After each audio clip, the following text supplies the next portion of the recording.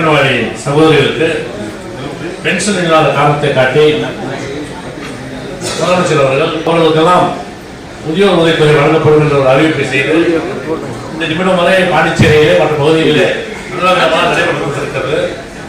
ஆனால் காரைக்கால் பகுதியை பொறுத்தவரையில் ஏற்கனவே நடைமுறையில் இருந்தாலும் சமீப காலமாக அது நிறுத்தப்பட்டிருக்கிறது. எனவே விடுபட்டு போன அத்தனை பேருக்கும் எத்தனை மாதமாக அவங்களுக்கு அது வழங்கப்படவில்லையோ அவர்களுக்கும் அது வழங்கக்கூடிய ஒரு உரிமை எடுக்க வேண்டும் என்று நான் அரசின் கவனத்துக்கு கொண்டு வருகின்றேன்.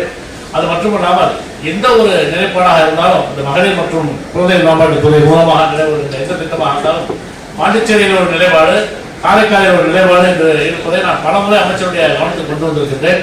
முதலமைச்சருடைய கவனத்துக்கு கொண்டு வந்திருக்கிறேன். காரைக்காலை சேர்ந்த மாவட்டத்துடைய அமைச்சருக்கும் கொண்டு வந்திருக்கின்றேன். இதுவரையில் அது எந்த விதமான குறைகளும் தீர்க்கப்படாத ஒரு சூழல் இருந்து கொண்டிருக்கிறது. எனவே பாண்டிச்சேரியில் ஒரு நீதி, காரைக்கால் ஒரு நீதி என்று இருக்கக்கூடாது. அது நீங்கள் செய்யவில்லை என்பதும் எனக்கு தெரியும்.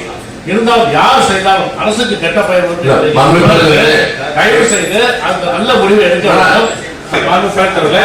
ஒரு விஷயம் அங்கன்வாடி ஊழியர்கள் 4-5 ஆண்டுகளுக்கு முன்பாக எடுக்கப்பட்டவர்கள், குறிப்பா கொரோனா காலத்தில் அவங்க இன்டர்வியூ வச்சு எடுக்கப்பட்டவர்கள், ஆன்லைன்ல கால்ஃபார்ம் பண்ணி முறையா எடுக்கப்பட்டவர்கள். அவர்களுக்கு வந்து வெறும் 4500 ரூபாய் 6000 ரூபாய் அப்படிங்கிற நிலையை வரை கொடுத்துருக்காங்க. ஒருத்தர் ஹெல்ப் கொடுத்துருக்காங்க. அது நியாயமான ஒரு வகையில் இல்லை. மாண்பு முதலமைச்சர் அவர்கள் அது பேக்டோர் என்ட்ரி இல்லை அப்படிங்கிற கணக்கில் கொடுத்து ஒரு 200 பேர் அதிகபட்சமாக இருப்பாங்க. அவங்களுக்கு உடனடியாக நீங்கள் அவங்களுக்கு பணி நிரந்தரம் கொடுத்து அவங்களுக்கு உரிய சம்பளத்தை கொடுக்க வேண்டும் என்று கேட்டுக்கொள்கிறேன். ஒருவேளை அந்த சிக்கல் ஏற்படுமையானால், தாமதம் ஏற்படுமையானால் தயவு செய்து அவங்களுக்கு அந்த 4000 6000 கொஞ்சம் அதிகப்படுத்தியாக கொடுக்க வேண்டும் என்றால் அவையுடைய கவனத்துக்கு கொண்டு வருகிறேன்.